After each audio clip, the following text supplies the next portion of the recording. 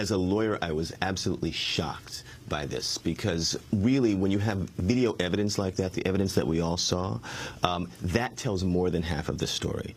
What I think really ended up happening was that the prosecutor, very much like Ferguson, I understand, presented all of the evidence to the grand jury. It was essentially a failing to secure an indictment. It's the prosecutor's responsibility to get an indictment, and when the prosecutors start shifting the blame and people start thinking, oh, it was the grand jury that didn't indict the police officer, that's when we know that we have a problem. It's a systemic problem where the prosecutors are not taking responsibility for what their jobs are.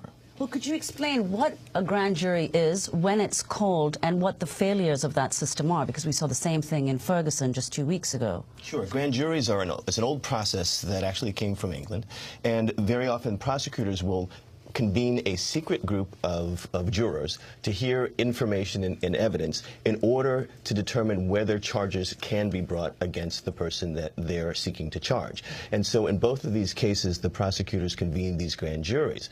But what was different about these grand juries than most is that the prosecutors laid out all of the evidence and essentially asked the grand jury to figure it out.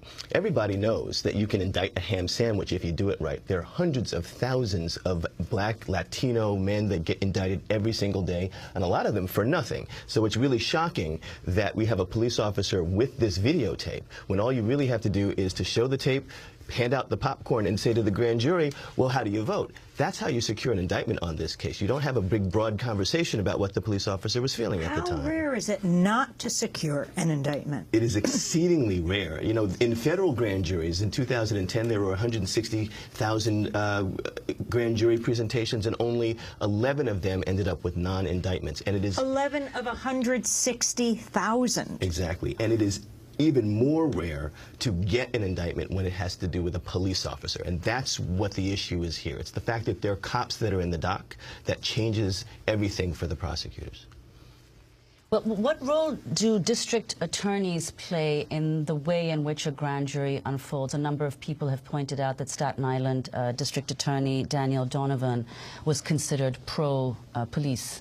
It's hard to be a district attorney in America and not be pro-police for the following reason. Your entire job description depends on cooperation with the police department. Police officers present evidence, they preserve evidence, they collect evidence, and they give witness testimony in virtually every criminal trial in America. And then now we're trying to pretend that these same prosecutors and police officers that work together every single day should be on opposite sides of the V, and that they'll both be acting in independent ways. It simply doesn't happen. So when a police officer kills someone, should there automatically be a special prosecutor? Absolutely, and I wouldn't even limit it to killing. I think that in any opportunity for the district attorney to prefer any criminal charges against a police officer, that there should automatically be an independent prosecutor to avoid what we all know is a conflict of interest between the prosecutor's office and the police department.